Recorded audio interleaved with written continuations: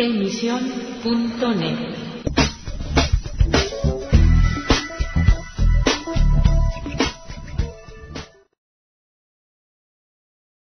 Hello again and welcome to Letter from England, broadcasting for AC Press and the Spanish Evangelical Alliance. Well, this week we're looking at attacks from within and without. First of all, we ask, are Christians fair game for media attacks?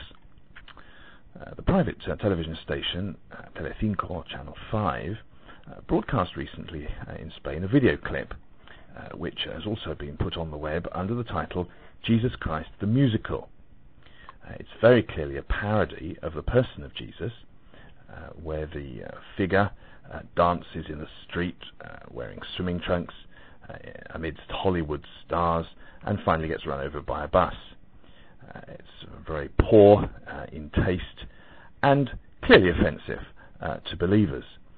Now, the television station has created a storm not just by showing the video, but by doing so during peak children's viewing time on a Saturday morning between 11 and 12. The content is tasteless, to say the least, and clearly offensive to Christians, and some viewers' associations are considering taking the television station to court over the incident. As far as they're concerned, there are three main issues.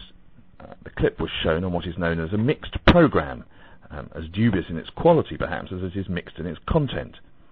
These programmes are made up of a ménage of images designed to make an impact, but with no clear criteria as to what should be shown or what it means. So violent and scandalous images are thrown into the mix. The second major issue is that all Spanish TV channels, without exception, fail to adhere to the code of what can and cannot be shown, or shouldn't be shown at least, at children's peak viewing times. And the third issue is the fine line which raises its ugly head once again between satire and blasphemy when making fun of religious beliefs. Now, all this, of course, comes hot on the heels of the cartoons depicting Muhammad in a less than flattering light, in the incident which incurred the wrath of the Muslim community around the world. But once again, we see there's one rule for some and another for others. Surely no television station would dare put out a video insulting Muhammad, so why do so to Jesus? Because it would seem that Christians are fair game for the secular media. Perhaps they don't fear the response of Christians, and indeed Christians certainly should not respond with violence. On the other hand, reasonable criticism, even of religious beliefs, should be allowed, but surely there is no right to blaspheme. Parody must have its limits and respect people and their beliefs. I believe it's high time the media in general did some serious thinking on this issue, because it appears that the only thing which will make them listen is a violent protest, and that cannot be good for society. The media must learn to balance their right to criticise with other people's right to have their beliefs respected. And TV producers in particular must start to control the programmes which go out at so-called protected times, that is, times when content is supposed to be controlled, so that children do not see material unsuitable for them. Well, I said attacks from without, but also from within.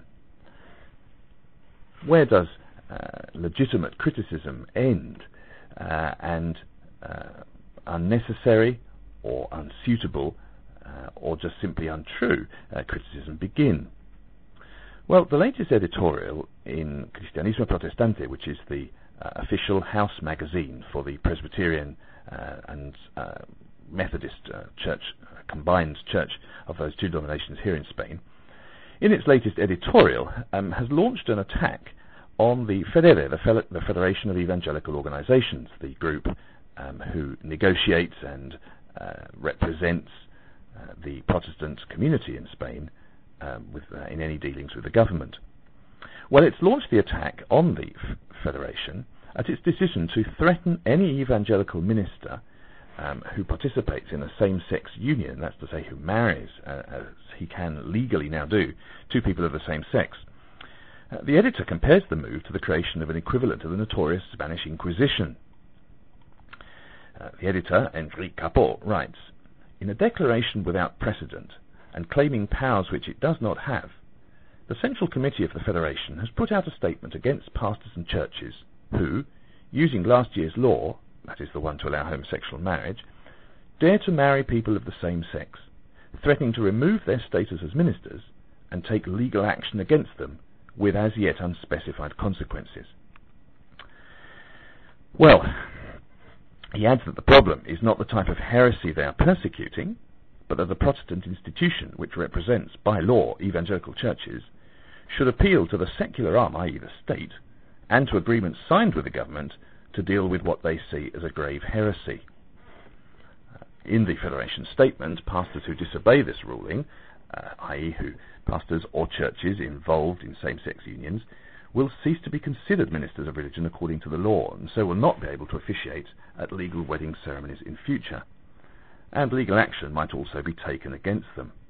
The same thing will happen to churches who go against the Federation on this issue, which leads Capor to say that a kind of inquisition has been set up. For its part, the Federation defends its stand by appealing to Article 7 of the accord signed with the Spanish state, which was signed before last year's modification of the Civil Code allowing homosexual marriage. Yet this cuts little ice with Capor. He says, quite apart from the homosexuality debate, the decision by the Federation is very worrying, because of its tendency to become not just the administrator, but the director of evangelical churches, something which we cannot possibly allow. He reminds his readers that the Federation was imposed on the evangelical community by the government, so that it had only one group to deal with in its relations with Spanish Protestants. And he says that the Federation's ability to represent the churches is very much conditioned by the fact that it is not a voluntary grouping of evangelicals, but a state-imposed organism, through which evangelicals have to deal if they wish to speak to the government. Well, quite apart from the politics involved, and clearly there needs to be an internal debate within the Federation if some of its members feel that it's overstepped its brief, and apart from the other fact that there are actually evangelical churches and organisations which are not members of the Federation, and there is some debate among evangelicals in Spain as to whether it's either necessary or advisable to be part of the Federation, is the issue of the homosexual marriage legislation itself. Most evangelicals would still agree that homosexual practice is wrong, and that homosexual marriage is wrong, and so would not want any minister or church representing the evangelical community or within the evangelical community to participate in such acts. However, it also has to be said that it's rather ironic that the Federation is being criticised for taking what may be seen as a conservative stance on the issue, when only last year it was heavily criticised by many of its own members for not taking a strong enough stance. When the legislation was being debated and was then passed by the government, it seemed to shrug its shoulders and say, well, it's up to the government to legislate, it's up to the church to preach the gospel. Now that the church, through its secular arm, we might say, the Federation of Evangelical Organisations, is actually standing up for biblical truth, it's rather ironic that a Christian magazine should be criticising it for so doing. Well, thank you again for listening to A Letter from England, broadcasting, as I say, for AC Press, found at emission.net or at the website protestantedigital.com. Goodbye for now.